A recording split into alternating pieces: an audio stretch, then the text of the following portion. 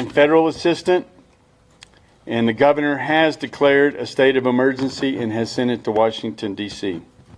We're in close contact with state officials since the event happened, most of the night and this morning. Those folks are arriving today as we speak. Are we requesting federal disaster assistance? The process for federal disaster declaration is already underway. The weather forecast and continued risk. We continue to monitor the weather condition closely with the National Weather Service, and there is additional risk. We expect the weather to build from 10 a.m. to 1 p.m. today, with the critical areas hitting between 1 and 4. We'll be monitoring those consistently and constantly. So stay tuned to all of our news sources for updates. Infrastructure damage. What is the status of bridges, utilities, and other infrastructure? Our utility crews are out estimating now. There's areas of Upper Canyon, Black Forest that are without water and most utilities.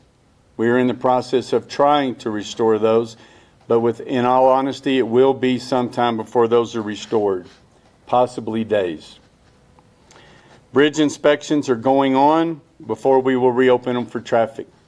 We had the state dedicated engineers for bridges in last week after a previous flood, and so they will be here assessing the further damage that was experienced. The critical infrastructure repairs are taking place currently. That includes water outages, gas outages, electrical outages. We've been in touch with P&M, our electrical company, Zia Gas. Our own utility crews are out, and we are having a lot of impact currently at the wastewater treatment plant. So staffing has been working around the clock to secure the plant. What about local businesses? When can they reopen? We're working to help the businesses reopen safely and as soon as possible. And in fact, many are reopened right now in Midtown. The long-term recovery and planning. How long will this recovery take? As we've said, on this short term that we're dealing with this process here, it's ongoing. These floods will continue. What we were told is that we received 3.5 inches of rain on the South Fork burn scar in about a 90-minute period. That water came directly into our community and impacted the community head-on. So we said from last year during the fires and the subsequent floods that this is a 3 to 5 year process and could possibly be longer. So we ask for your continued patience. What resources are available for residents? We are coordinating with multiple agencies to provide comprehensive support.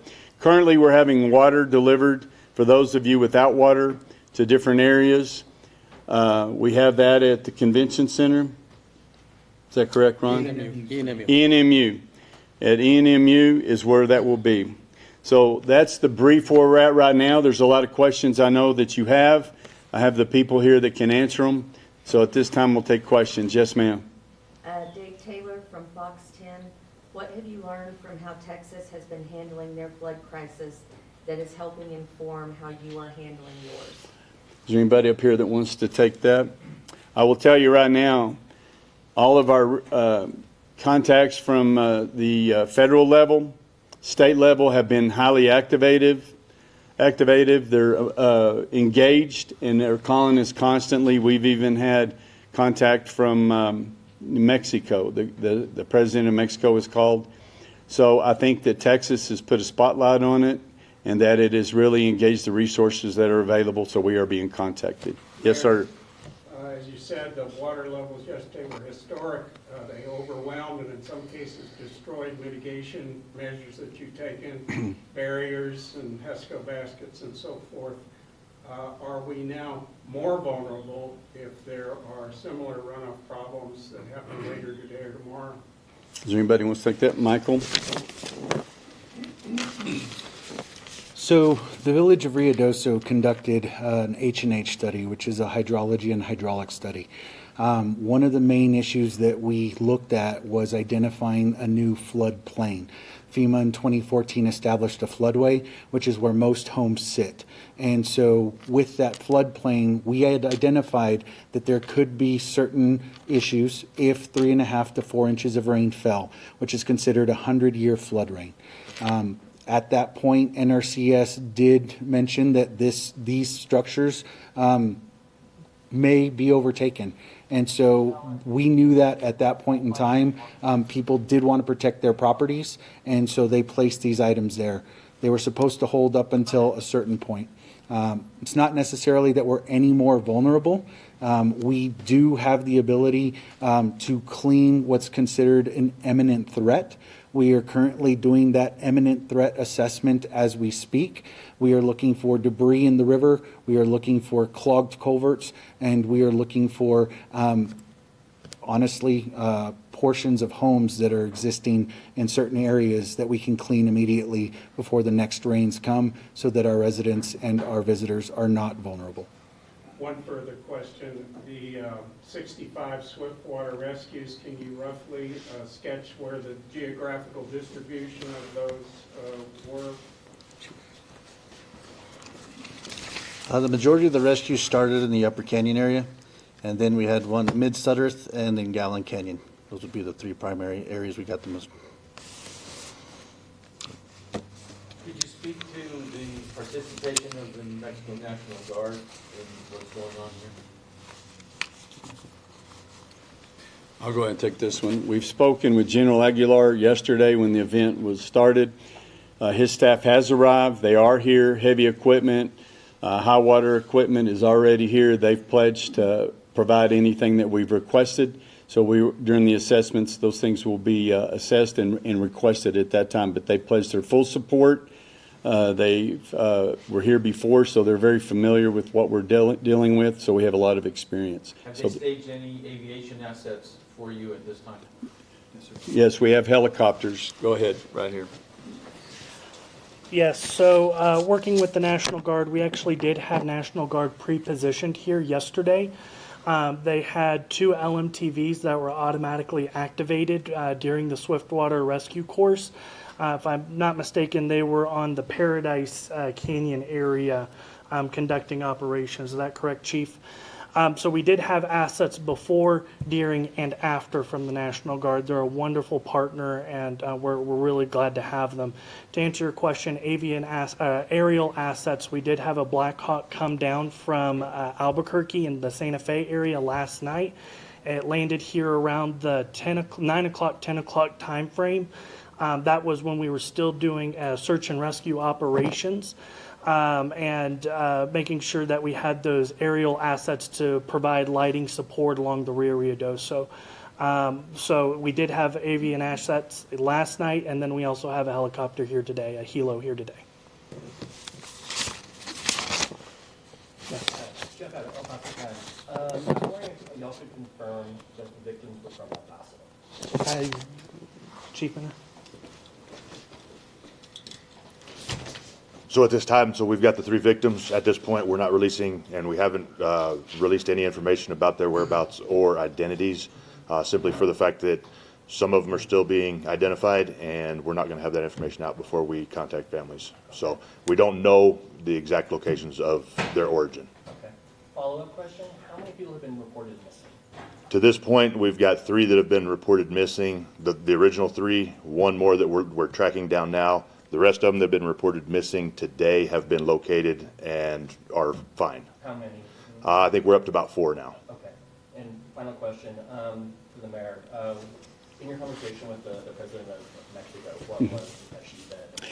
I actually didn't speak with her herself. I spoke to her representatives that she pledged any support resources that we needed. So again, we will be assessing everything and we will be asking everyone. Yes, sir. Mr. Mayor, Steve Patterson with NBC News. I spoke to a few residents who said that although perhaps a town-wide alert may not have been applicable in this situation, that they are accustomed to hearing these sorts of alerts in these sorts of emergencies, specifically when dealing with like the fires that you've had. Can you talk about the nature of what triggers a town-wide alert or siren, and how much of the population would this have to have affected for that to trigger? and if that alert or siren should have been triggered in this case? Sure. Emergency manager. We'll let Eric Queller field that. So let me repeat your question. You just want to make sure that I'm understanding that correctly. So we're going over the types of alert systems that the Village of Ruidoso has and then the trigger points for those alert systems. Is that correct? Yes. So the village has a multi-layered alert system. We have our Call Me Ruidoso system, which is something called an opt-in system. This is where residents and visitors have to subscribe to get emergency alerts. That's based on their geographical location, so their home address. They also add their home phone number, their cell phone number, and anything else they want to add, like their email addresses or social media accounts. So that's our opt-in system. That's the Call Me Ruidoso system. We also are a partner with the federal government in the IPAWS system. It's the Integrated Public Alert Warning System. This sends alerts through the wireless emergency alert system. That's the Amber alerts that you get on your phone, as well as the non-weather emergency alert system. That is your NOAA weather radios. And then you also have your EAS, your emergency alert system. That's your traditional media sources, so your cable network televisions, as well as your AM and FM stations in the region. So we have access to that as well. And then lastly, we also have the outdoor warning system, which is your traditional siren that you'll just hear a one tone. And as the mayor said, the current standing policy right now is full town evacuations.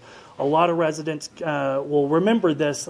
About a year ago, or I guess now it's been about a year and a little bit more, as we used it during the full evacuation of the town during the South Fork and Salt fires. So, and then lastly, the ultimate last layer, which we did implement yesterday, was the door-to-door knocking. We had Public Works, we had fire, and we had police and Parks and Rec folks going along the Rio Ruidoso in evacuating communities as the wall of water was heading this way. So we always urge citizens not just to rely on one emergency alert system. Always have multiple ways to receive emergency alerts because one of them could fail. So layers save lives. So we did implement the Call Me Ruidoso system as well as the IPAWS system for those local alerts to say to get to higher ground. Again, as the mayor said, for that Cedar Creek area and the Rio Ruidoso area. Where exactly were the two children who died, and where exactly was the adult male who died? I hand that over to Chief Minner. So all three victims were reported missing from the same area on Sudworth Drive, which was an RV park, and they were all found downriver, anywhere from a quarter mile to it would be about 2 miles downriver. Where was the RV park? Which one? Riverside RV Park. Chief, are those victims related? 2 of the victims are correct. Yes. The children? Yes.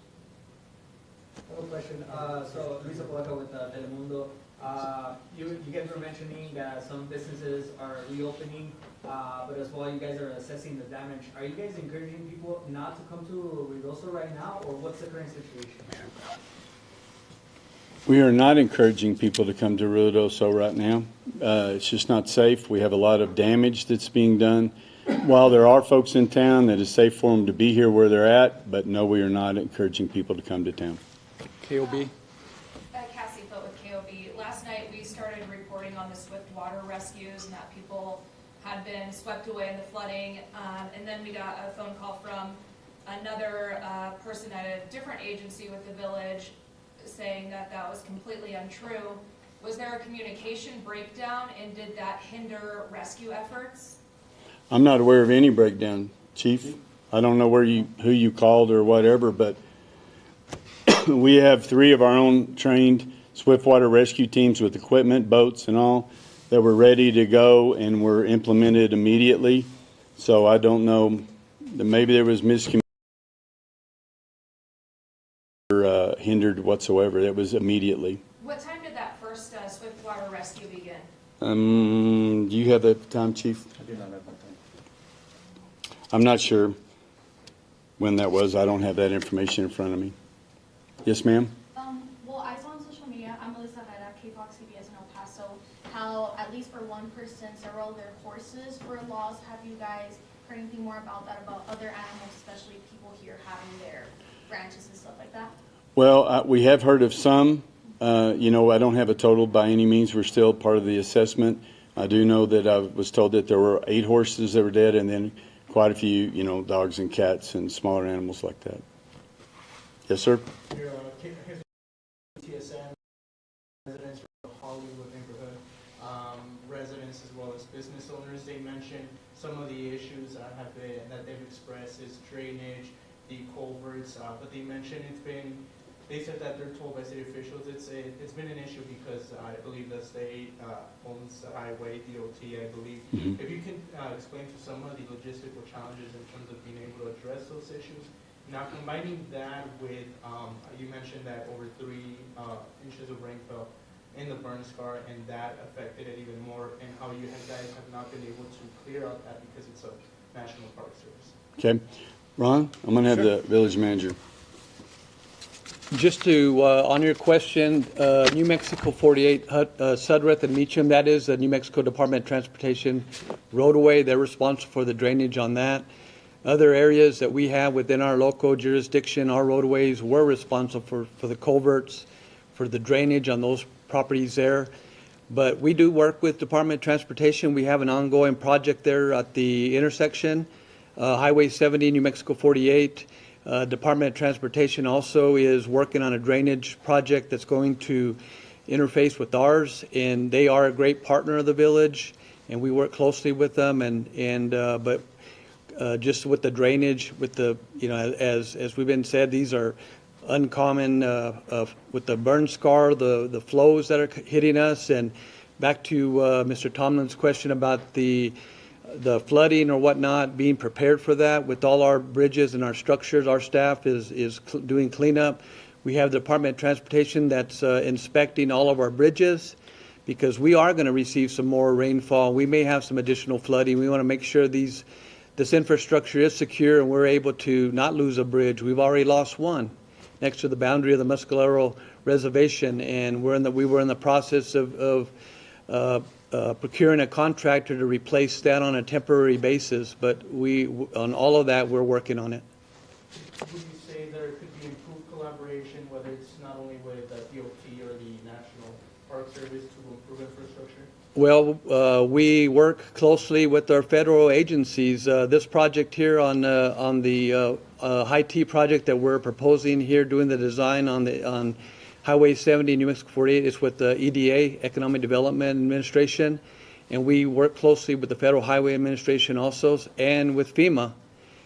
It is a long process in order to receive those funds. Whenever with FEMA trying to work, you have to have it all approved, and once the funding's approved, you still have to have the design work done, and there's environmental processes, there's doing the state historical preservation, also that study for the state of New Mexico, so there's a lot, but yes, we collaborate, and my staff is all the time, they're contacting and working with the federal agencies.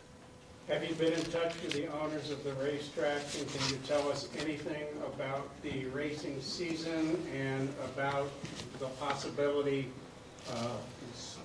if ever, of repairing the racetrack where it sits today? I don't want to speak for the racetrack ownership, but I have been in contact with them. The racing season is canceled for 2025. The assessments are being done on the racetrack. The culverts that were put in held. So I do not know what the future is. As you can imagine, emotions are raw after all the work and planning that went into that, and now for it to be destroyed. So there'll be more determinations made on that later. Yes, ma'am. Maddie Powers from KLBK KAMC. Is there any sort of estimate on how many homes have been damaged or lost? Do you have that right now? Okay, Eric. So these are preliminary numbers, and I want to repeat that preliminary numbers just through our windshield surveys. We're looking anywhere from about 35 to 50 plus. We're still ongoing with our damage assessment. So just to, again, reiterate, these are preliminary. Just homes or homes and businesses? That's just going to be homes at this moment. And she has a follow-up question. Is there anything people can do to help those impacted by the flood? Yes, so there's a couple of things that you can at home do, or if you're wanting to give. We do have a donations reception center at the Humane Society resale shop. It's going to be on the US 70 corridor. That is just a reception center. That is not a point of distributions. That is just processing all the donations coming into the community. We want to reiterate, and you probably heard it last year, is using the Community Foundation of Lincoln County. We are pushing everyone to donate monetarily to that organization.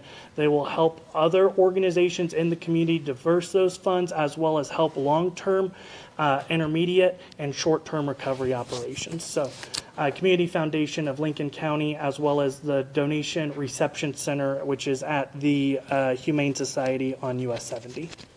Can you provide any further detail on the swiftwater rescues? Were they people from vehicles? Were they people in trees? Were they people in campers? So, yes, sir, they're all the above. We had people in trees, we had people in the water, people trapped in houses with water coming into them. You name it, we were having to address it. Going forward, this is for the mayor, going forward, does the Village of Ruidoso have any plans, for example, to restrict an RV park or a permitted dog kennel place right next door where the epicenter seemed to have the most damage, of not allowing any more businesses there in the future? And if that's the case, does the village have any plans to buy people out that are affected by this? Okay, the first part of the question on restricting, we have done a floodplain and floodway surveys.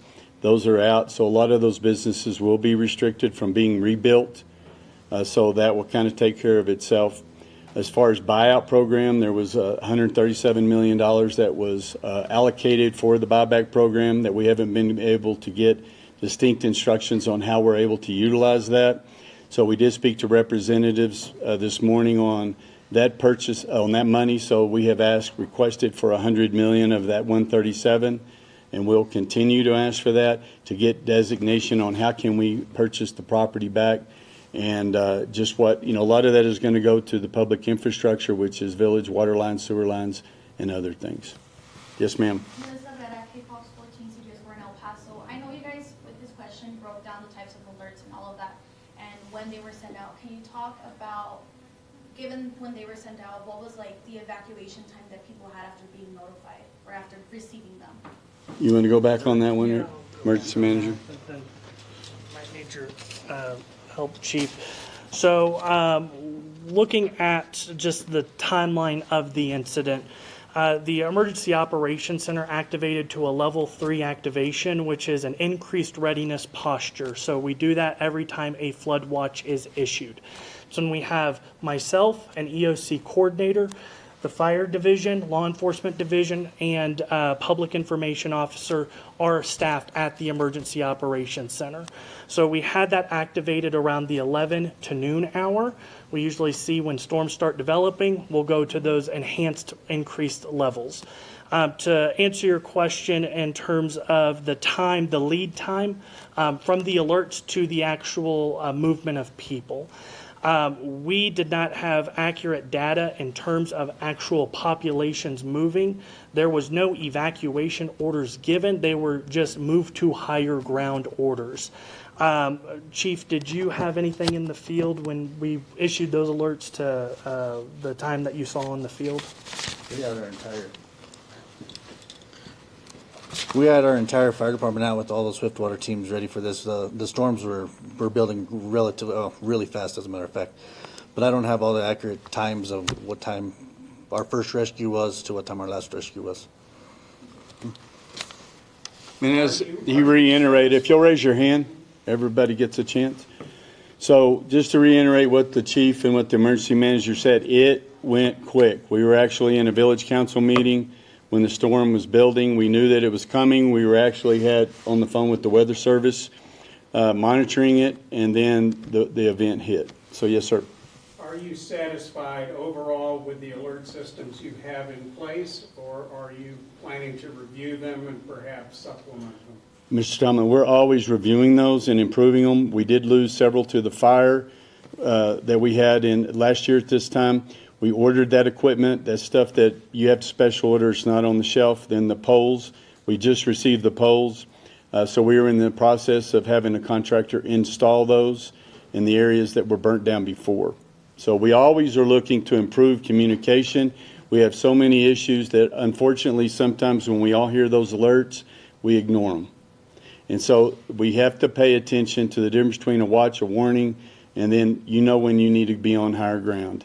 So right now you need to make sure that you are on higher ground, and we're thankful that this happened during the day. Yes, ma'am. To clarify, when you said that you went to a level 3 around 11 to noon, was that when the subscribed cell phone alerts went out and also the iPause alerts?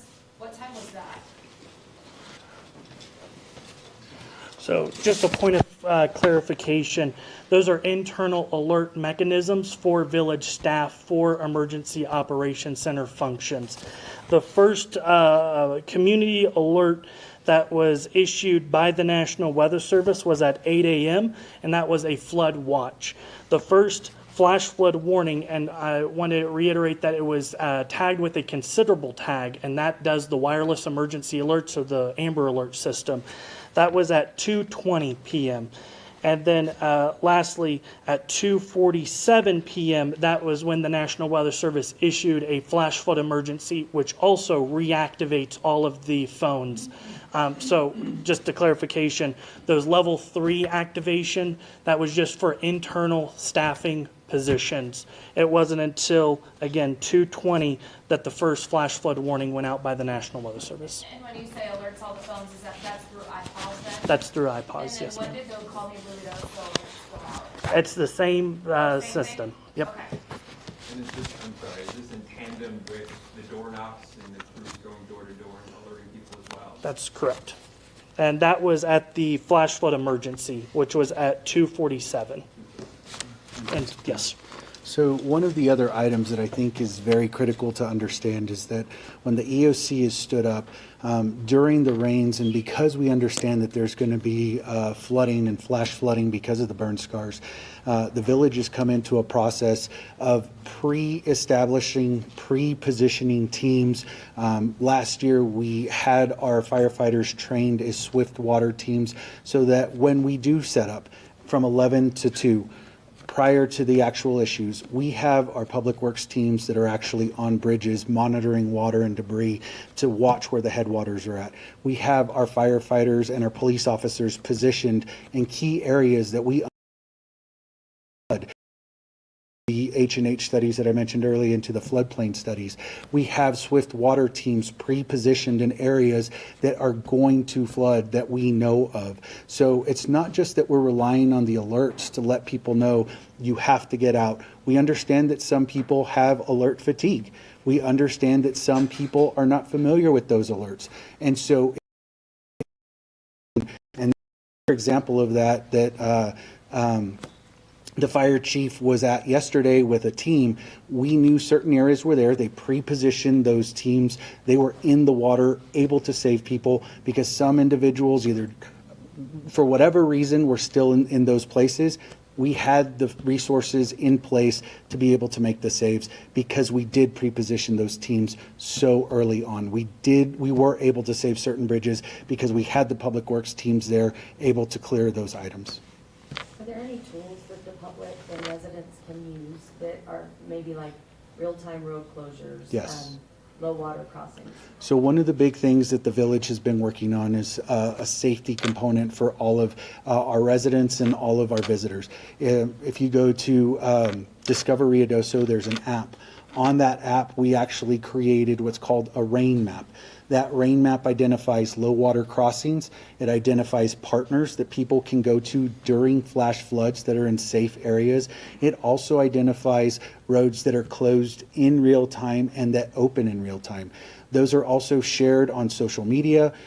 We also share the Call Me Ruidoso link so that people can make sure that they're in fact registering with the village so that they do receive those alerts when they come in. So again, as our emergency manager mentioned, layers save lives. The more we can get people to register, the more we can get people to sign up, the more we can alert individuals for safety purposes.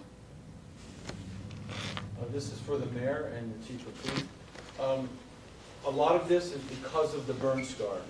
And is there still an open investigation about how the fires last year started? We have requested information through a FOIA request through the federal government on the SALT and the South Fork fires. Today, we have received a response on the SALT fire to basically tell us that the case is closed and that there is no information. It's a police matter. So we haven't received anything on that. Chief, do you have anything to add? So there's no open investigations on how either of those fires started last year? Not that I'm aware of, and that's one of the things that we've been requesting. And when the village receives the additional FOIA that was requested, we will be posting those on our website so everyone can see what we're having to deal with. So that's been like 14 months already? Yes, sir. Yes, sir. Anybody else? Yes, sir. I did have an email from the investigating agency on the salt fire just a week or two ago, in which they said that investigation remains open, and in fact, we had a story in the paper to that effect. The South Fork fire was supposedly conclusively determined to have started with a lightning strike. Do you have doubts about that? Well, it's not that we have doubts, it's just that we have a lot of questions, a lot of people have doubts, so we've asked for the information that they had to make that determination so that we could share it with the public. And that's simply, it's just the simple of it. So we received it, basically, we were asking the information on the salt fire, what did you see? And they told us it was a confidential police matter, there would be nothing else done, but we were told that the Attorney General looked at it and was not going to prosecute. So that's where we're at right now. That may change. Anybody else?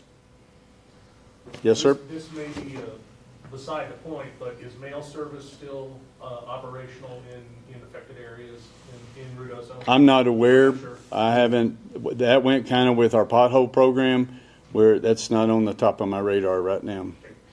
Anybody else? Yes, sir?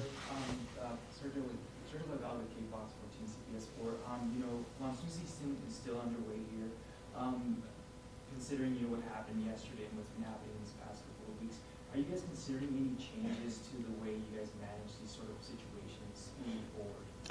Well, we're just going to get better at what we do. As you heard, we were really prepared. The EOC was stood up, has been stood up for some time. The internal alerts went off. The staff was brought in. When we talk about staff, we're talking about people that work in other departments for the village. They may be in the water department taking your payments. They may be in the short-term rental department, planning and zoning, that they have been trained to run the call center, to manage donations, things of that nature. So this, we've practiced these things. We've had tabletop exercises before this event happened. We will continue to do that. So with each event, we know that they're coming. So we're trying to be better prepared. As the emergency manager said, and the manager and the fire chief, we had staff pre-positioned in our choke point areas. What do I mean by that? That's areas that are prone to flooding. So we had manpower and equipment that was ready at a safe distance. So when the flooding started receding, we were able to move in to start removing debris so that the culverts, the bridges, and everything would remain free. And then those are things that we've done. We just get better with it every day. But it is getting, where we have regular jobs. The village staff has duties that they have to perform on a daily basis anyway. And I was joking about the potholes, but that's one of them. We're in the middle of our paving season. So we have a lot of paving companies in town that now can no longer pave. We have housing development that we've been working on for several years that are in the final phases, that with this rain, it slowed it up the last bit of it so that we could get families in those homes. So we are just preparing more to be ready. Yes, sir? Are the teams that were out yesterday out today? Yes, sir. Preparation for any? Yes, sir. Everybody will be out. They're doing assessments right now as we've spoken up to see what kind of damage that we have, and then if there's anything that we can shore up, say debris that is still on culverts, to get that removed so that when the next event comes through, that we have clear culverts. Anybody? Yes, ma'am. What kind of economic impact having to cancel the rest of the racing season will have? Well, I can tell you the racetrack is $150 to $160 million a year impact to this region. That it employs 500 to 600 people out there. This was the second leg of the Triple Crown of Quarter Horse Racing, which was supposed to start this Friday, Saturday, and conclude on Sunday. That is not happening. Those are multi-million-dollar races. So as you can imagine, a lot of that revenue will not be coming into town in the form of hotel rentals, restaurants, purchases from our businesses in Midtown. We worked hard from last year to get to where we are today to restore our gross receipts tax, which is the revenue stream for the Village of Ruidoso. We were there, and now then we're not. So we're backed up, and that creates quite a dichotomy because we are here today talking about the catastrophe that we just experienced. The biggest catastrophe of all are the 3 lives that we lost. So in a business, in a town that your business is tourism, what do? So we try to be as safe as possible. We try to alert you in as many possible ways as we can while still supporting our businesses, because those businesses rely on that money, that revenue for their livelihood, their employees, their children, our school system, all of those things. It is very much intertwined. So it is a very delicate balancing act that we're doing. Are we pimping out our community for money's sake, or is it that's our economy? And it's our economy, folks. That was determined many, many years ago. So we are working hard to make sure that the people that are here, the people that come here, are staying safe. You got to be kidding. No more questions? Okay. For anybody that's interested, over here on the wall, we've got our monsoon awareness info tool, which is available for residents, and that's where you can find the rain map. And then below is an example of the REACH survey, which is how we're reaching out to businesses and property owners about property damage. So that's right over there on the wall. And so we have local updates on our local radio station, which is 99.1 KRUI, the mountain, or 1490 AM, where you can stream the services. So anytime the event builds and we start experiencing it, we will go live, myself, the manager, with our radio station that we're in close contact with our Emergency Operations Center, which is right here in this building, to get constant updates to keep the public informed on what's happening so that you don't have to get out and go check for yourself. Yes, sir. What time do you anticipate the governor to visit you, and where might you give I don't know. I know I spoke to her last night. I spoke to the general this morning, just a few minutes ago. I know she's on her way. I don't know if she's flying or driving to the area. I know that we have several secretaries of different departments of transportation, economic development, that were in a meeting in Las Cruces that are on their way right now. So I'm not sure of her schedule. I just know she's promised to be here and promised us the resources that we need. If there's no more questions, we will conclude this interview. Thank you for attending. Thank you for being interested.